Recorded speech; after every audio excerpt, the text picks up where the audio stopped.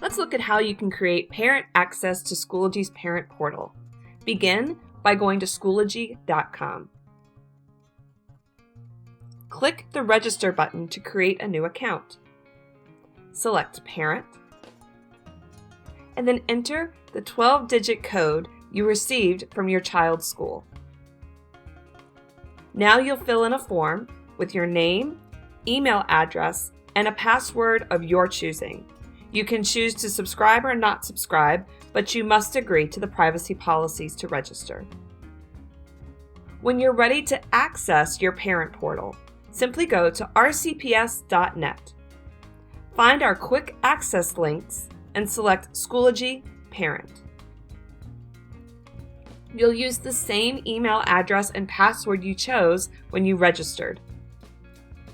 Now you have access to Schoology.